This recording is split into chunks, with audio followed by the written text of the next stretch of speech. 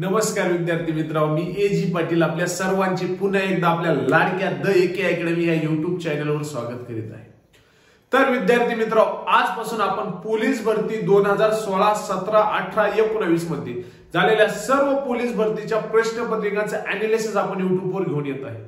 तर आज आपण पोलीस भरती 2016 मध्ये भंडारा या जिल्ह्यामध्ये झालेल्या पोलीस भरती भंडारा 2016 या जिल्ह्याच्या पोलीस भरतीच्या प्रश्नपत्रिकाचा एनालिसिस आपण इथे बघणार आहे। त्याआधी विद्यार्थी मित्रांनो, ज्यांनी आपल्या YouTube चॅनल अजून सबस्क्राइब केलेलं नसेल त्यांनी लवकरात लवकर चॅनल सबस्क्राइब करून टाका। हा व्हिडिओ आवडत असेल लाईक करा, कमेंट करा, चला तुम्हाला काय अपेक्षा आहे तेही कळवत चला। तर चला मग बघूयात आजचा आपला पहिला क्वेश्चन काय आहे। भंडारा पोलीस 2016 काय क्वेश्चन आहे, आंतरराष्ट्रीय महिला दिवस कोणत्या दिवशी साजरा केला जातो? तर पोरांनो, तुम्हाला सर्वांना माहित असेल दरवर्षी 8 मार्च हा दिवस आंतरराष्ट्रीय महिला दिन म्हणून साजरा केला जातो। आता पोलीस भरती, सरळ सेवा, वन विभाग, तलाठी भरती किंवा कोणत्याही स्पर्धा परीक्षेचा तू अभ्यास करत असू दे गाड्या, तुला तिथे महत्वाचे दिनमान पाठ असले पाहिजे। जसं की राष्ट्रीय बाल दिवस कधी पाळला जातो, शिक्षक दिन कधी पाळला जातो, जागतिक कामगार दिन कधी पाळला जातो, राष्ट्रीय मतदान दिन कधी पाळला जातो, जागतिक तंबाखू दिन कधी पाळला जातो, मृदा संधारण दिन कधी पाळला जातो। हे सर्व घटक तुमचे ते पाठांतराचा भाग येतो, तुमचा पाठच असला पाहिजे। त्यानंतर विद्यार्थी मित्रांनो, दुसरा आपला क्वेश्चन ते बघूया, शिवाजी महाराजांचे जन्मस्थळ कोणते?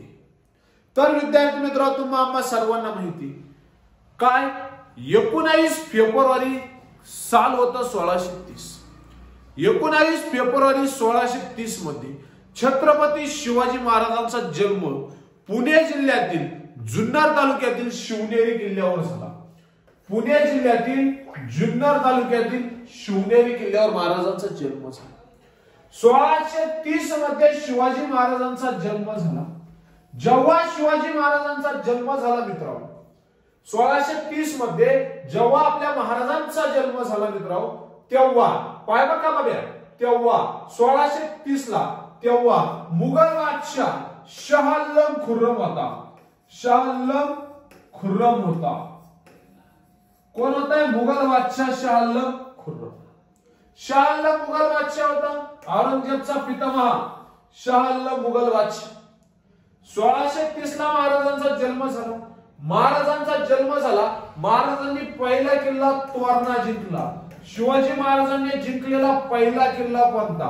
शिवाजी महाराजांनी रायरेश्वराच्या डोंगरावर शपथ घेतली स्वराज्याची।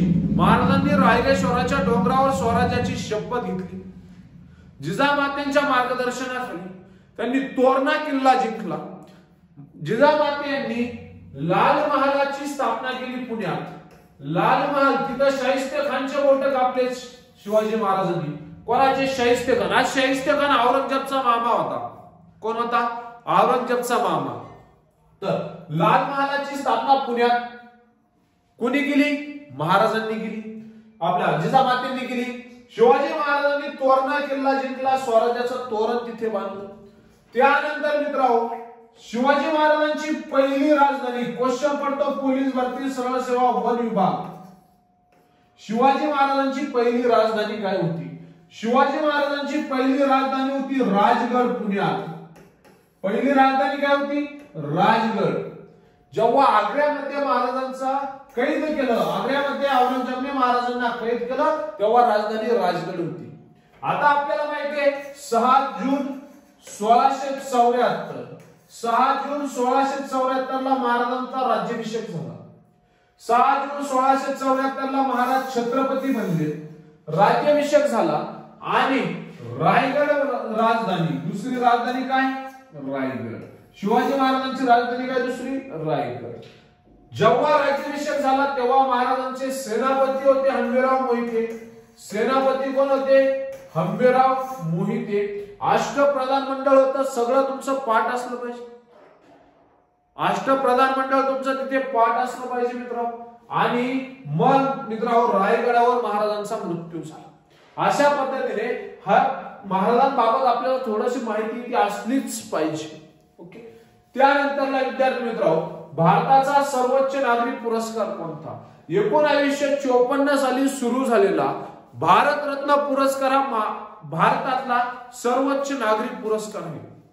जसं सैन्य दलातला सर्वोच्च पुरस्कार आहे परमवीर चक्र, महाराष्ट्राचा सर्वोच्च पुरस्कार आहे महाराष्ट्र भूषण, तसा भारताचा सर्वोच्च पुरस्कार आहे भारतरत्न. भारताचा सर्वोच्च पुरस्कार काय भेटतो? भारतरत्न. 1954 ला सुरुवात झाली.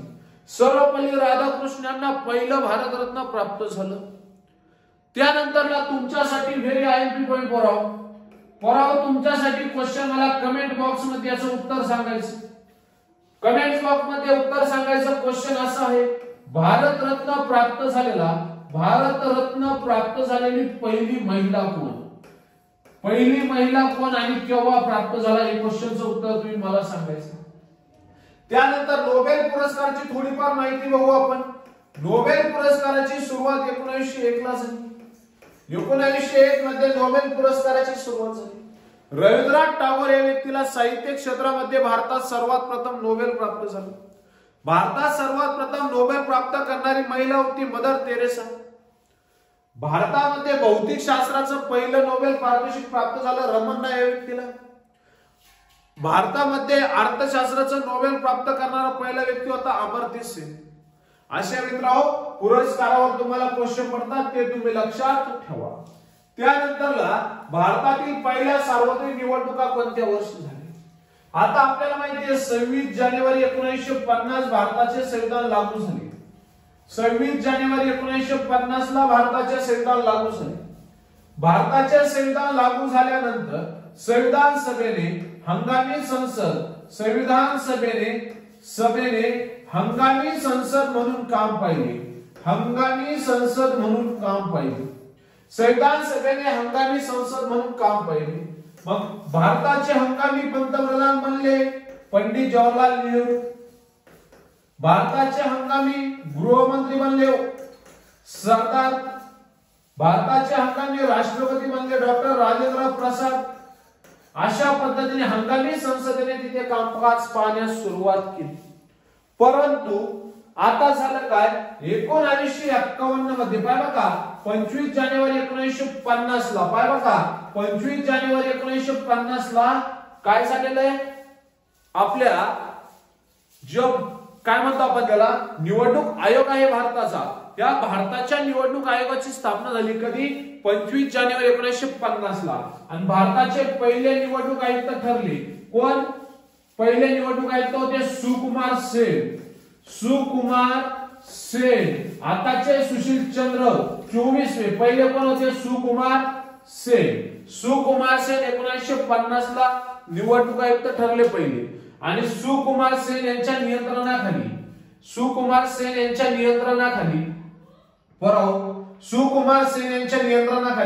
1951 ला पाय बघा लोकसभेच्या पहिल्या निवडणुकीचा प्रचार सुरू झाला. 1951 ला. आणि त्या निवडणुका पार पडल्या पोट्यो 1952 मध्ये. लोकसभेच्या निवडणुका कधी पार पडल्या? पहिल्या 1952 मध्ये. 1952 मध्ये निवडणुका पार पडल्या. आता काही पेपरला ऑप्शन असे पण असतात, ते पण आपलं उत्तर असतं. 1951 ला प्रचार सुरू झाला, 1952 ला निवडणुका पार पडल्या. हे सुद्धा आपलं ऑप्शन तिथे असू शकतं. त्यानंतर पुढचा क्वेश्चन आहे, शिवाजी सागर जलाशय कोणत्या जलाशयाला आपण म्हणतो? कोयना जलाशयाचं नाव शिवाजी सागर आहे. कोयना या धरणाच्या जलाशयाचं नाव आपण शिवाजी सागर या नावाने ओळखतो. कोयना धरणाचा विचार केला तर कोयना धरण महाराष्ट्रातील सर्वात खोल धरण आहे. सातारा जिल्ह्यात आहे. कुठं आहे कोयना धरण? कुठे आहे? सातारा जिल्ह्यामध्ये आहे. महाराष्ट्रातील सर्वात खोल धरण आहे. 1972 ला इथे भूकंप आला होता परवा. त्याच्यानंतरला कोयना धरणाचं महत्वाचं उद्दिष्ट, कोयना धरण हे कोयना नदीच्या काठी आहे. कोयना नदीचा उगम महाबळेश्वरला झालाय. महाबळेश्वर येथे कोयना नदीचा उगम झालाय. कोयना नदीला आपण महाराष्ट्राची भाग्यलक्ष्मी असे म्हणतो. महाराष्ट्राची भाग्यरेखा, भाग्यलक्ष्मी म्हणून आपण कोणाला ओळखतो? कोयना नदीला ओळखतो. तो पॉइंट तिथे लक्षात ठेवा. कोयना नदीचा अजून विचार करता कोयना नदी ही कृष्णा नदीची उपनदी आहे. कोयना नदी आणि कृष्णा नदीची उपनदी आहे. कोयना नदी कोणाची उपनदी आहे? कृष्णा नदीची. कोयना नदी आणि कृष्णा नदीचा संगम जिथे होतो त्याला म्हणतात प्रीती संगम. तिथे यशवंतराव चव्हाण यांची समाधी आहे. माझे पहिले मुख्यमंत्री, महाराष्ट्राचे पहिले मुख्यमंत्री यशवंतराव चव्हाण यांची तिथे समाधी आहे. प्रीती संगम म्हणून आपण त्याला ओळखतो. कराडला आहे ती. कुठे आहे? कराडला, साताऱ्यामध्ये. त्याच्या कोयना नदीला काय म्हणलंय? भाग्यरेषा म्हणलंय. कोयना पाय बघा, कोयना नदीवर पाय बघा जलविद्युत प्रकल्प आहे. कोयना धरणात कोणता प्रकल्प आहे? जलविद्युत प्रकल्प आहे. आणि कोयना जलविद्युत प्रकल्प हा महाराष्ट्रातील सर्वात मोठा जलविद्युत प्रकल्प आहे. महाराष्ट्रातील सर्वात मोठा जलविद्युत प्रकल्प आहे कोयना, साताऱ्यामध्ये. महाराष्ट्रातील पहिला जलविद्युत प्रकल्प आहे पहिला जलविद्युत प्रकल्प आहे खोपोली रायगडला. खोपोली रायगड हा पहिला जलविद्युत प्रकल्प आहे. अणुविद्युत प्रकल्प विचारला तारापूर. खोपोली जलविद्युत हे पहिला कुठे येतो? रायगड मध्ये. महाराष्ट्रातील सर्वात मोठा जलविद्युत विचारला काय उत्तर देशील? सर्वात मोठा जलविद्युत प्रकल्प लगेच तू उत्तर देशील काय? कोयना. सर्वात मोठा जलविद्युत प्रकल्प कोणता आहे? कोयना. ते तू तुझं उत्तर तिथे लगेच टाकून देशील. कोयना हा जलविद्युत प्रकल्प महाराष्ट्रातील सर्वात मोठा जलविद्युत प्रकल्प तिथे तुला पाहायला भेटतो. त्यानंतरला मित्रांनो, महाराष्ट्रातील मी सांगितलं तुला सर्वात खोल धरण कोयना आहे. महाराष्ट्रातला सर्वात खोल धरण कोयना आहे. पण महाराष्ट्रातील सर्वात लांब धरण जायकवाडी आहे. महाराष्ट्रातील सर्वात लांब धरण कोणतं आहे? जायकवाडी आहे. महाराष्ट्रातील सर्वात लांब धरण जायकवाडी आहे. त्यानंतरला महाराष्ट्रातील सर्वात मोठे धरण जायकवाडी धरण संभाजीनगर, पैठण, औरंगाबाद जिल्हा, संभाजीनगर जिल्हा. सर्वात मोठे धरण महाराष्ट्रातील सर्वात मोठे धरण आहे उजनी धरण सोलापूरला भीमा नदीच्या काठी. ओके, चला पुढला क्वेश्चन बघूया. महाराष्ट्रातील अति दक्षिणेकडील जिल्हा कोणता? तर मित्रा 1 मे 1960 ला महाराष्ट्र राज्याची निर्मिती झाली. 1 मे 1960 ला महाराष्ट्र राज्याची निर्मिती झाली. जेव्हा महाराष्ट्र राज्य निर्माण झाला तेव्हा महाराष्ट्रात 26 जिल्हे होते. जेव्हा महाराष्ट्र राज्याची निर्मिती झाली तेव्हा महाराष्ट्रात एकूण जिल्हे किती? 26. आज रोजी महाराष्ट्रामध्ये 36 जिल्ह्यांचा समावेश आहे. आज रोजी महाराष्ट्रात किती जिल्हे आहेत? 36 जिल्हे आहेत. महाराष्ट्रातील सर्वात मोठा जिल्हा आहे नगर. महाराष्ट्रातील सर्वात छोटा जिल्हा आहे मुंबई शहर. मुंबई शहर हा जिल्हा महाराष्ट्रातील सर्वात छोटा जिल्हा आहे. महाराष्ट्र राज्याचं क्षेत्रफळ आहे 307,713. भारतामध्ये क्षेत्रफळाच्या बाबतीत महाराष्ट्राचा क्रमांक 3रा. लोकसंख्येच्या बाबतीत महाराष्ट्राचा यूपी नंतर 2रा क्रमांक लागतो. महाराष्ट्र राज्यात पाय बघा, महाराष्ट्र राज्याच्या उत्तरेला एमपी राज्य आहे. महाराष्ट्र राज्याच्या उत्तरेला एमपी आहे. महाराष्ट्राची सर्वाधिक सीमा एमपी ला लाभलेली आहे. महाराष्ट्र राज्याची सर्वाधिक सीमा कशाला लाभलेली आहे? एमपी ला लाभलेली आहे. मध्य प्रदेशाला लाभलेली आहे. महाराष्ट्राची सर्वाधिक सीमा कोणत्या राज्याला लाभलेली आहे? मध्य प्रदेशाला लाभलेली आहे. असा आपला महाराष्ट्राचा नकाशा असं गृहीत धरा. हा आपला महाराष्ट्राचा नकाशा आहे असं गृहीत धरा. आणि महाराष्ट्र राज्याची सर्वाधिक सीमा ही आपल्याला कुठे पाहायला भेटते? एमपी ला.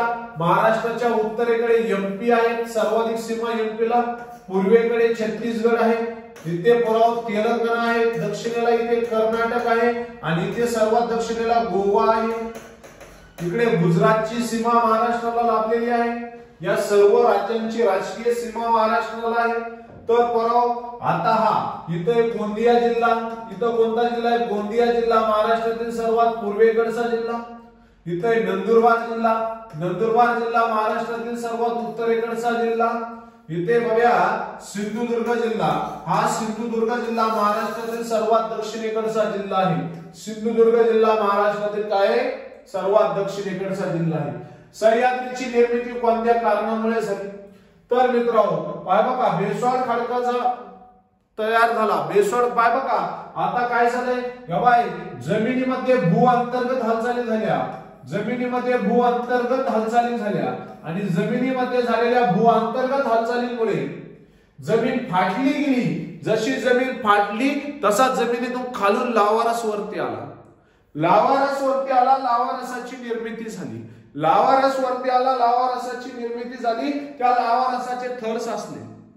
लावारसांचे थर साचले. पुढे जाऊन लावारस शांत झाला. पुढे जाऊन लावारस काय झाला? शांत झाला. लावारस शांत झाला. या लावारसापासून पाहिलं मित्रा, या लावारसापासून काय तर या लावारसापासून आपल्याला बेस्वाड खडक पाहायला भेटतो. लावारसापासून काय तयार झालाय? बेस्वाड खडक तयार झालाय. लावारसापासून तयार झाला बेस्वाड खडक. पाहिलं का आता? लावारसापासून काय तयार झाला? बेस्वाड खडक. आता ह्या बेस्वाड खडकाची झाली झीज. पाहिलं का? लावारसापासून महाराष्ट्र पठारावर काय तयार झालाय? बेस्वाड खडक. महाराष्ट्र पठारावर लावारसापासून बेस्वाड खडक तयार झाला. या लावारसाची झाली पुढे जाऊन झीज. लावारसाची आपल्या बेस्वाड खडकाची झाली झीज. त्या बेस्वाड खडकापासून काळी मृदा तयार झाली. कोणती मृदा तयार झाली? काळी मृदा तयार झाली. आता पहा, जेव्हा भू अंतर्गत हालचाली झाल्या मित्रा, जेव्हा भू अंतर्गत हालचाली झाल्या तेव्हा काही भाग खचला गेला. पाहिलं का? महाराष्ट्र पठारावर पाहिलं का? काही भाग खचला गेला, काही भाग पूर्ण उंचावला गेला. भू अंतर्गत हालचालीमुळे काही भाग काय झाला? असा पूर्ण उंचावला गेला आणि काही भाग पूर्णपणे असा सपाट तयार झाला. जो भाग सपाट तयार झाला त्याला म्हणतात महाराष्ट्र पठार. जो भू अंतर्गत हालचालीमुळे, प्रस्तारभंगामुळे, भू अंतर्गत हालचालीमुळे जो भाग उंचावला गेला त्याला म्हणतात सह्याद्री. महाराष्ट्राची सह्याद्री. सह्याद्रीमध्ये तिघेच राहू शकतात, वारा, वाघ आणि महाराष्ट्रातले लोक. ओके, सह्याद्री. ओके, काय तयार झाला? सह्याद्री. हा महाराष्ट्र पठार, हा सह्याद्री. आणि जो भाग खाली खचला गेला तो तयार झाला कोकण. जो भाग खाली खचला गेला तो काय तयार झाला? कोकण. अशा पद्धतीने महाराष्ट्र पठाराची, सह्याद्री पर्वताची आणि कोकणाची निर्मिती प्रस्तारभंगामुळे झाली. आता जो महाराष्ट्राचा सह्याद्री पर्वत आहे, पाहिलं का? आता बघा, जो आता तुला महाराष्ट्राचा सध्या सह्याद्री पर्वत पाहायला भेटतो, जो तुला सह्याद्री पर्वत पाहायला भेटतो तो सह्याद्री पर्वताची सुरुवात झाली नवापूर पासून. महाराष्ट्रातील सह्याद्री पर्वताची सुरुवात झाली नवापूर पासून. नवापूर पासून तर शेवट झाला चंदीगड पर्यंत. अशा पद्धतीने तुला हा सह्याद्री पर्वत पाहायला भेटतो. सह्याद्री पर्वत महाराष्ट्राच्या पश्चिम दिशेला आहे. सह्याद्री पर्वत महाराष्ट्राच्या पश्चिम दिशेला आहे म्हणून त्याला पश्चिम घाट आपण असे म्हणतो. पश्चिम घाट त्याला आपण असे म्हणतो. सह्याद्री पर्वत सुरू झाला नंदुरबार पासून, शेवट झाला कुठं? चंदीगड, कोल्हापूर पर्यंत. महाराष्ट्रामध्ये असा जवळपास 650 किलोमीटर विस्तारलेला आहे. 920 ते 1240 पर्यंत याची उंची आहे. मीटर हा उंच आहे. सह्याद्री पर्वतातील महाराष्ट्रातील सर्वात उंच शिखर असं इथे आहे. त्या शिखराचं नाव आहे कळसुबाई. कळसुबाई शिखर सह्याद्री पर्वतातील महाराष्ट्रातील सर्वात उंच शिखर आहे. 1646 मीटर त्याची उंची असून ती अहमदनगर जिल्ह्यामध्ये आहे. सह्याद्री पर्वतातील महाराष्ट्रातील सर्वात उंच किल्ला, सह्याद्री पर्वतातला महाराष्ट्रातील सर्वात उंच किल्ला साल्हेर असून हा साल्हेर किल्ला नाशिक मध्ये आहे. त्याची उंची 1567 मीटर. साल्हेरची उंची किती आहे? 1567 मीटर. सह्याद्री पर्वताच्या पूर्वेकडे महाराष्ट्र पठार आहे. सह्याद्री पर्वताच्या पश्चिमेकडे कोकण किनारपट्टी आहे.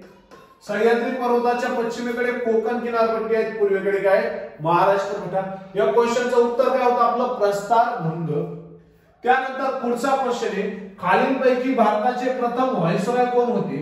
एकदम सोपा, भारी आणि इझी क्वेश्चन आहे. तर विद्यार्थी मित्रांनो बघूया काय झालंय. तर 1608 मध्ये ब्रिटिश ईस्ट इंडिया कंपनी भारतात आली. 1608 मध्ये ब्रिटिश ईस्ट इंडिया कंपनी भारतात आली. जेव्हा मुघल आपले ब्रिटिश ईस्ट इंडिया कंपनी भारतात आली, जेव्हा ब्रिटिश ईस्ट इंडिया कंपनी भारतात आली तेव्हा मुघल बादशाह जहांगीर होता. ब्रिटिश ईस्ट इंडिया कंपनीचं भारतात आगमन झालं. ब्रिटिश ईस्ट इंडिया कंपनीची स्थापना आहे बघूया 31 डिसेंबर 1600. ब्रिटिश ईस्ट इंडिया कंपनीची स्थापना कधीची आहे? 31 डिसेंबर 1600. जेव्हा ब्रिटिश ईस्ट इंडिया कंपनीचे भारतात आगमन झाले, जेव्हा ब्रिटिश ईस्ट इंडिया कंपनीचे भारतात आगमन झाले तेव्हा मुघल बादशाह कोण होता? जहांगीर. मुघल बादशाह जहांगीरच्या काळात ब्रिटिश ईस्ट इंडिया कंपनी भारतात आली. जहांगीरच्या काळात ब्रिटिश ईस्ट इंडिया कंपनी भारतात आली. ब्रिटिश ईस्ट इंडिया कंपनी भारतात आली आणि त्यांनी पहिली सुरतला आपली वखार स्थापन केली. सुरतला वखार स्थापन केली 1757 च्या युद्धात. 1757 23 जून 1757 ला प्लासीचे युद्ध. प्लासीचे युद्ध कधी तारीख लक्षात ठेव 23 जून 1757. ब्रिटिश ईस्ट इंडिया कंपनीचा व्यक्ती कोण होता? रॉबर्ट क्लाइव्ह नावाचा व्यक्ती होता. या रॉबर्ट क्लाइव्हनं बंगालचा नवाब सिराजुद्दौलाला मात दिली प्लासीच्या युद्धात. सिराजुद्दौलाचा पराभव झाला आणि बंगालचा गव्हर्नर म्हणून त्याने स्वतःला घोषित केलं. बंगालचा गव्हर्नर पहिला म्हणला रॉबर्ट क्लाइव्ह. रॉबर्ट क्लाइव्ह हा बंगालचा पहिला गव्हर्नर. रॉबर्ट क्लाइव्ह हा बंगालचा पहिला गव्हर्नर. 1764 ला बक्सरचे युद्ध झाले. 1773 ला रेग्युलेटिंग ऍक्ट आला. आता लक्ष द्या बघा बारीक बारीक. 1773 ला बंगालचा पहिला गव्हर्नर कोण होता? Robert Clive. 1773 ला रेग्युलेटिंग ऍक्ट आला. वॉरेन हेस्टिंग नावाचा गव्हर्नर होता. कोण? Warren Hasting. हा वॉरेन हेस्टिंग बंगालचा गव्हर्नर पहिला जनरल बनला. बंगालचा पहिला गव्हर्नर जनरल कोण होता? Warren Hasting. त्यानंतरला 1833 ला तिसरा सनदी कायदा आला. तिसरा सनदी कायदा आला. विल्यम बेंटिंग नावाचा व्यक्ती होता. याच विल्यम बेंटिंगने मॅक्युलेच्या शिक्षण पद्धतीनुसार 1835 मध्ये भारतात इंग्रजी शिक्षणाला सुरुवात केलेली आहे. तर 1833 ला पाय बघा तिसरा सनदी कायदा आला आणि 1833 च्या तिसऱ्या सनदी कायद्यानुसार पाय बघा 1833 च्या तिसऱ्या सनदी कायद्यानुसार भारतातला पूर्ण व्यापार बंद झाला आणि विल्यम बेंटिंगला भारताचा गव्हर्नर जनरल बनवलं. विल्यम बेंटिंग भारताचा पहिला गव्हर्नर जनरल ठरला. पाय बघा बंगालचा पहिला गव्हर्नर होता रॉबर्ट क्लाइव्ह. रॉबर्ट क्लाइव्ह हा बंगालचा पहिला गव्हर्नर. बंगालचा पहिला गव्हर्नर जनरल होता वॉरेन हेस्टिंग. भारताचा पहिला गव्हर्नर जनरल ठरला विल्यम बेंटिंग. त्याच्यानंतर 1857 चा उठाव झाला. 1857 च्या उठावाच्या नंतर आपल्या सर्वांना माहितीये 1 नोव्हेंबर 1858 राणीचा जाहीरनामा आला. 1 नोव्हेंबर 1858 राणीचा जाहीरनामा आला. या राणीच्या जाहीरनाम्यामध्ये वॉरेन कोण होता तेव्हा? रॉबर्ट क्लाइव्ह नावाचा व्यक्ती होता. 1857 ला कोण? कॅनिंग नावाचा व्यक्ती होता. लॉर्ड कॅनिंग नावाचा व्यक्ती होता. लॉर्ड कॅनिंग नावाचा व्यक्ती होता. या लॉर्ड कॅनिंगने तो राणीचा जाहीरनामा 1 नोव्हेंबर 1858 ला अलाहाबाद दरबारात वाचून दाखवला. अलाहाबाद दरबारात तो जाहीरनामा वाचून दाखवला आणि अलाहाबाद दरबारात जाहीरनामा वाचून दाखवला आणि स्वतःला भारताचा व्हाईस रॉय म्हणून घोषित केलं. कोणी? कॅनिंगनं.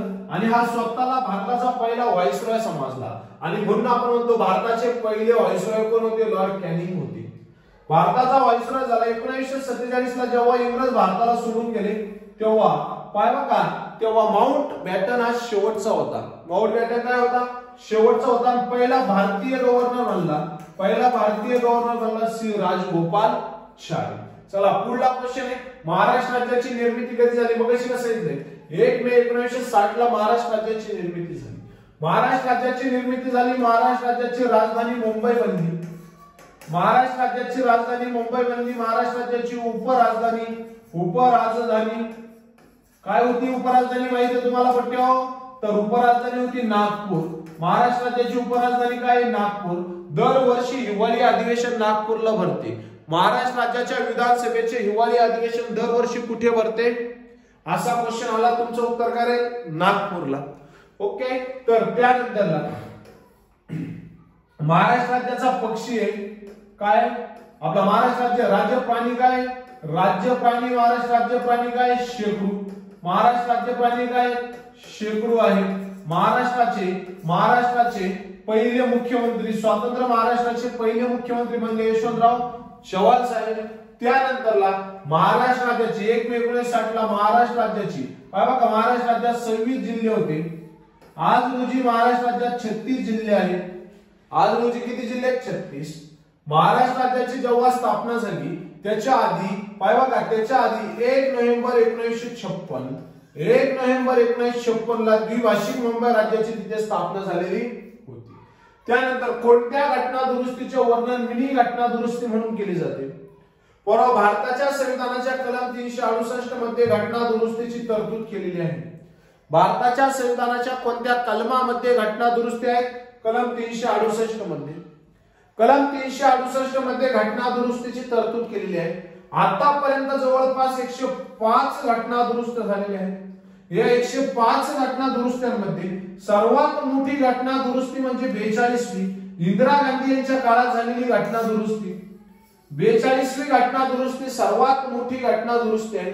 म्हणून या 42व्या घटना दुरुस्तीला आपण मिनी घटना दुरुस्ती म्हणून ओळखतो. 42वी घटना दुरुस्ती सर्वात मोठी आहे म्हणून तिला मिनी घटना दुरुस्ती असे म्हणतात. कोणती 42वी? कधी झाली? किती? 1976 ला मिनी घटना दुरुस्ती. त्याच घटना दुरुस्तीनुसार भारताच्या संविधानात मूलभूत कर्तव्य समाविष्ट करण्यात आलेले आहे. त्यासाठी भाग 4 हे समाविष्ट केला. त्यासाठी कलम 51 हे सुद्धा काय केलं जातं? ते समाविष्ट केला. 42व्या घटना दुरुस्तीनुसार लोकसभा विधानसभेचा कार्यकाळ 6 वर्षे केलेला होता. पण त्यानंतरला 44वी घटना दुरुस्ती झाली मोरारजी देसाई यांच्या काळात. 1978 ला 44वी घटना दुरुस्ती झाली आणि परत कार्यकाळ 6 वर्षावरून परत लोकसभा विधानसभेचा कार्यकाळ किती झाला? 5 वर्ष झाला. तर सर्वात मोठी घटना दुरुस्ती 42 म्हणून तिला मिनी घटना दुरुस्ती म्हणतात. लोकलेखा समितीच्या 22 सदस्यांपैकी लोकसभेत किती सदस्य असतात? लोकसभेतील तर 1919च्या कायद्यानुसार 1921 मध्ये लोकलेखा समितीची स्थापना झाली. 1921 मध्ये लोकलेखा समितीची स्थापना झाली. लोकलेखा समितीमध्ये एकूण 22 सदस्य कार्य करतात. लोकलेखा समितीमध्ये 22 सदस्य कार्य करतात. त्या 22 सदस्यांपैकी 15 सदस्य लोकसभेतील सदस्य असतात.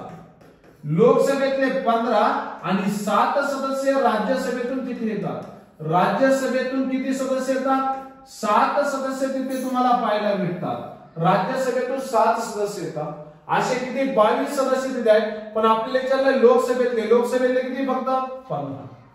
लोकलेखा समितीचा कान डोळा म्हणून पाहिबा का महालेखा परीक्षक क्या जे आहेत? भारताचे नियंत्रक महालेखा परीक्षक सध्या गिरीश आपला मुर्मू आहे. जे आपल्या काय गिरीशचंद्र मुर्मू, द्रौपदी मुर्मू सध्या राष्ट्रपती, गिरीशचंद्र मुर्मू जम्मू काश्मीर केंद्रशासित प्रदेशाचे पहिले नायब राज्यपाल थे. ओके. तर काय ते 22 15 तर लोकलेखा समितीचा कानो डोळा महालेखा परीक्षक असतात. महाराष्ट्र पठार कोणत्या खडकापासून मला मगाशी सांगितले? महाराष्ट्र पठाराची निर्मिती बेस्वाड खडकापासून झाली. महाराष्ट्रामध्ये आढळणारा सर्वाधिक खडक आहे. महाराष्ट्रामध्ये आढळणारा सर्वाधिक खडक बेस्वाड खडक आहे. बेस्वाड खडक हा पूर्णपणे महाराष्ट्र पठारावर आढळतो. बेस्वाड खडक कुठे आढळतो? महाराष्ट्र पठारावर. बेस्वाड खडक महाराष्ट्रात सर्वाधिक आढळतो. महाराष्ट्रामध्ये बेस्वाड खडकापासून काळी, त्याच मृदेला म्हणतात रेगूर, त्याच मृदेला म्हणतात कापसाची मृदा तयार झालेली आहे. बेस्वाड खडकामुळे अनेक वनस्पती खाली गाडल्या गेल्या म्हणून महाराष्ट्रामध्ये जास्त प्रमाणात खनिज आढळत नाही. शक्यतो महाराष्ट्र पठारावर तर तुरळक ठिकाणी खनिज संपत्ती आढळते. ओके. 4 नंबरला पाहिबा का बेस्वाड खडक निर्माण झाला. या बेस्वाड खडकाचे पासून काय? काळी मृदा निर्माण झाली. बेस्वाड खडक काळी मृदेला काळा रंग प्राप्त झाला कारण ते टेटोनोफेरस मॅग्नेटाइट हे घटक तिथे काय होतात? आपल्याला पाहायला भेटतात. पांढरे सोने म्हणून ओळखला जाणारा जिल्हा यवतमाळ आहे. यवतमाळ या जिल्ह्याला पांढरे सोन्याचा जिल्हा म्हणतो. द्राक्षाचा जिल्हा म्हणजे नाशिक. त्याच्यानंतरला दह्या तुपाचा जिल्हा म्हणजे धुळे. जुन्या कवींचा जिल्हा म्हणजे नांदेड.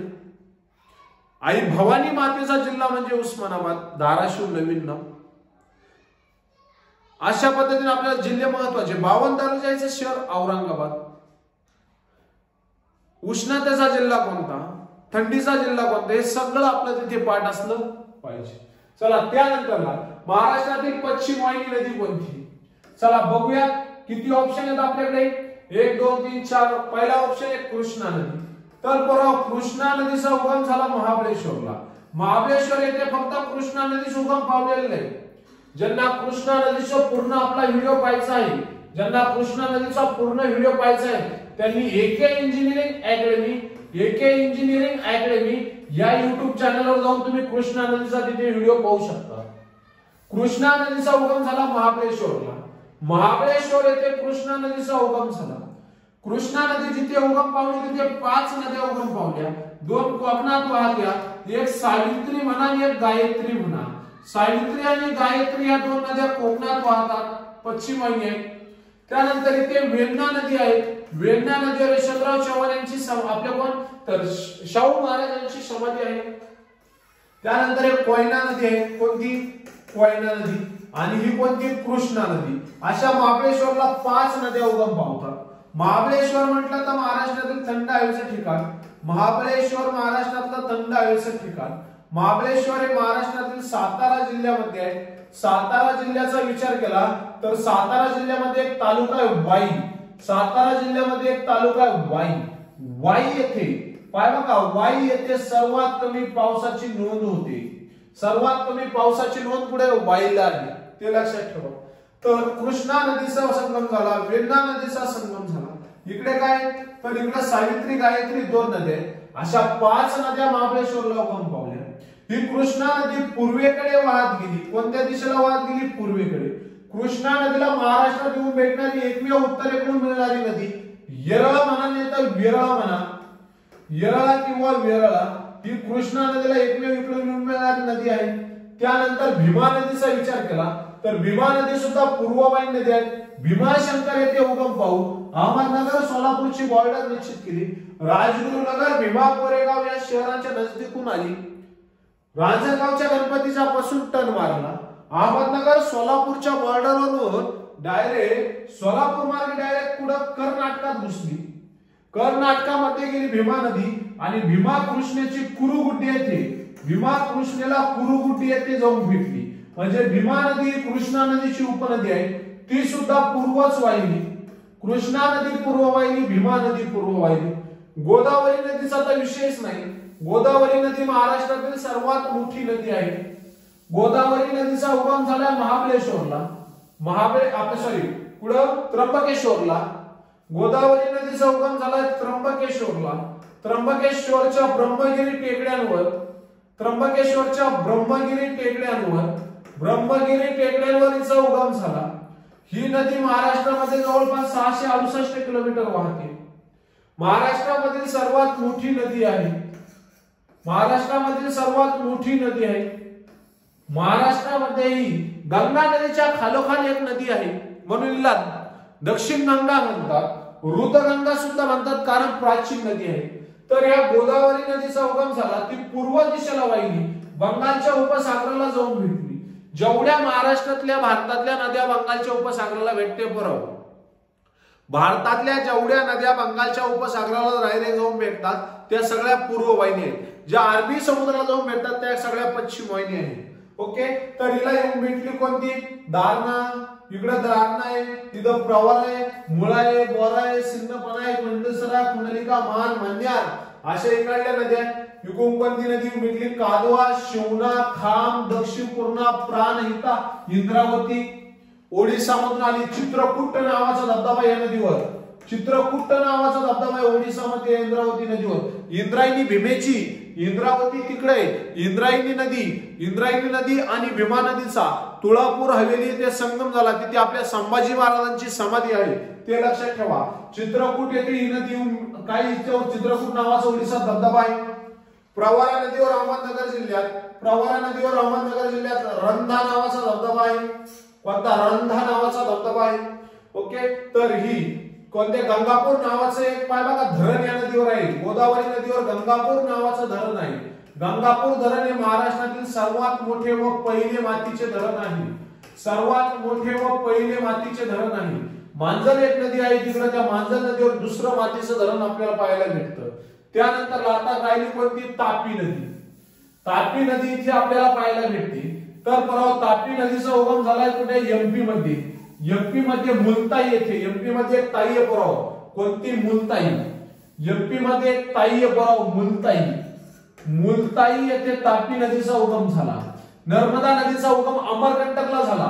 अमरकंटक येथे नर्मदा नदी उगम पावते. तर मुलताई येथे तापी नदी. तापी नदी अशा पद्धतीने वाहते. तापी नदी ही मुलताई येथे उगम पावली पश्चिम दिशेने वाहते, म्हणून आपण म्हणतो महाराष्ट्रातील पश्चिम वाहिनी नदी आहे. तापी नदी महाराष्ट्रातील सर्वात मोठी पश्चिम वाहिनी नदी आहे. महाराष्ट्रातील सर्वात मोठी पश्चिम वाहिनी नदी तापी नदी आहे. तापी नदीचा उगम मुलताई येथे झाला. महाराष्ट्रातील तापी नदीची प्रमुख उपनदी पूर्णा नदी आहे. महाराष्ट्रातील तापी नदीची प्रमुख उपनदी कोणती आहे? पूर्णा नदी आहे. अमरकंटक येथे उगम पावलेली 1325 किलोमीटर धावलेली नर्मदा नदी आहे. नर्मदा नदी ही भारतातील सर्वात मोठी पश्चिम वाहिनी नदी आहे. भारतातील वेगळी, भारतातील सर्वात मोठी पश्चिम वाहिनी नदी कोणती आहे? नर्मदा. महाराष्ट्रातील सर्वात मोठी पश्चिम वाहिनी नदी कोणती आहे? तापी. तर तापी ही पश्चिम वाहिनी नदी ती आपल्याला पाहायला भेटते. सातपुडा पर्वतरांगेमुळे कोणत्या नद्यांची खोरी वेगळी झालेली आहे? सातपुडा पर्वतरांगेचा उगम झाला. सातपुडा पर्वतरांगेचा उगम झाला पाय बघा नवापूरला. आपल्या पुढं रतनपूर गुजरात मध्ये रतनपूर येथे सातपुडा पर्वतरांगेचा उगम झाला. सातपुडा पर्वतरांग महाराष्ट्राच्या उत्तर तटावरून जाते. जशी ती अमरावतीमध्ये प्रवेश करते. सातपुडा पर्वतरांग जशी अमरावतीत प्रवेश करते. कुठे? अमरावतीमध्ये, महाराष्ट्रात. अमरावतीमध्ये तिला गावीलगड टेकड्या नावाने ओळखतात. गावीलगड टेकड्या नावाने ओळखतात. नंतर ती सीधी पुढे जाते पार एमपीत जाते. तर ही सातपुडा पर्वतातील भारतातील सर्वात उंच शिखर एमपीत आहे. त्याचं नाव आहे परवा धूपगड. सातपुडा पर्वतरांगेचं भारतातील सर्वात उंच शिखर एमपी मध्ये आहे. धूपगड त्याचं नाव आहे. मैकल जिल्ह्यात आहे. त्याची उंची आहे 1350 मीटर. त्याची उंची किती आहे? 1350 मीटर. सातपुडा पर्वतरांगेचं महाराष्ट्रातील सर्वात उंच शिखर आहे परवा. महाराष्ट्रातील सर्वात उंच शिखर आहे अस्तंबा 1325 मीटर, नंदुरबार जिल्हा. सातपुडा पर्वतरांगेचं महाराष्ट्रातील सर्वात उंच शिखर अस्तंबा 1325 मीटर, नंदुरबार. अमरावती जिल्ह्यात गावीलगड टेकड्या म्हटलं. गावीलगड टेकड्यांवर 2 शिखर आपल्याला पाहायला भेटतात. गावीलगड टेकड्यांवर पहिलं शिखर तुम्हाला जे पाहायला भेटतं त्याचं नाव आहे वैराट. वैराट या शिखराची उंची आहे 1177 मीटर, अमरावतीमध्ये. आता मला सांगा, जर तुला विचारलं महाराष्ट्रातील सातपुडा पर्वताचा सर्वात उंच शिखर अस्तंबा, भारतातील सातपुडा पर्वताचे सर्वात उंच शिखर धूपगड, पण तुला विचारलं गावीलगड टेकड्यांमधील सर्वात उंच शिखर कोणतं? गावीलगड टेकड्यांमधील सर्वात उंच शिखर विचारलं तर उत्तर द्यायचं वैराट. कोणतं? वैराट. चिखलदरा हे शिखर अमरावतीमध्ये आहे. त्याची उंची 1117 मीटर, 1117 मीटर.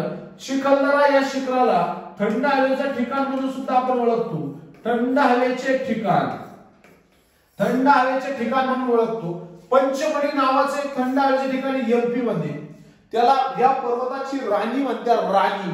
तर या अमरावतीमधील चिखलदरा थंड हवेच्या ठिकाणाला विदर्भाचे नंदनवन, जसे महाराष्ट्राचे नंदनवन महाबळेश्वर, तसे विदर्भाचे नंदनवन कोण आहे? चिखलदरा. भारताचे नंदनवन कोण आहे? एमपी, जम्मू काश्मीर.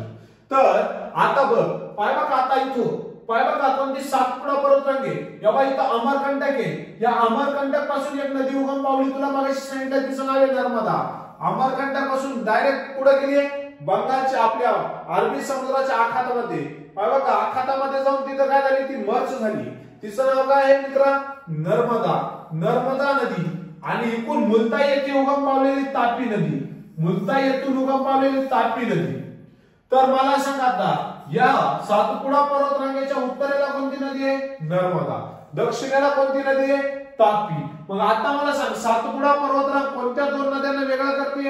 एक नर्मदा आणि दुसरी कोणती? तापी. चला, नर्मदा आणि तापी ऑप्शन नंबर किती? 3 आपल्या इथे उत्तर आहे. गोदावरी आणि भीमा या 2 नद्यांना हरिश्चंद्र बालाघाट डोंगररांग वेगळी करते. हरिश्चंद्र बालाघाट डोंगररांगेच्या उत्तरेला गोदावरी आहे, दक्षिणेला भीमा आहे. भीमा कृष्णा या 2 नद्यांना वेगळं करते शंभू महादेव डोंगररांग. शंभू महादेव डोंगररांगेच्या उत्तरेला भीमा नदी आहे, दक्षिणेला कृष्णा नदी. आणि नर्मदा तापी आता आपण पाहिलीच. आणि कृष्णा तापीचा लांबून संबंध आहे. ती नर्मदा आपली कृष्णा आणि नर्मदा उत्तर तटावर आहे, कृष्णा दक्षिणेकडे. त्याच्यामुळे जास्त लोड घ्यायचा नाही. चला, कृष्णा नदीचं उगमस्थळ सातारा जिल्ह्यात कुठे आहे? आता बऱ्याच वेळेस सांगितलं, आता काय जास्त सांगत बसत नाही. महाबळेश्वर इथे आहे. महाराष्ट्राची उपराजधानी मगाशी कसं सांगितले, नागपूर या शहराला आपण महाराष्ट्राची उपराजधानी म्हणतो. दरवर्षी हिवाळी महाराष्ट्र राज्याच्या विधानसभेचं हिवाळी अधिवेशन नागपूरला भरतं. दरवर्षी हिवाळी अधिवेशन कुठे भरतंय? नागपूरला भरतंय. नागपूर ही भारताची 0 पॉइंट सिटी म्हणून ओळखली जाते, मध्यवर्ती शहर म्हणून आपण काय करतो? ओळखतो. तर अशा पद्धतीने विद्यार्थी मित्र हा भंडारा जिल्हा पोलीस 2016चा आपण पेपर इथे पाहिलेला आहे. व्हिडिओ आवडत असेल लाईक करा, कमेंट करा, शेअर करा. आता आपण दररोज असे व्हिडिओ इथे घेऊन येणार आहोत. चला विद्यार्थी मित्र भेटूया पुढल्या व्हिडिओमध्ये. तोपर्यंत अभ्यास करा. थँक्यू.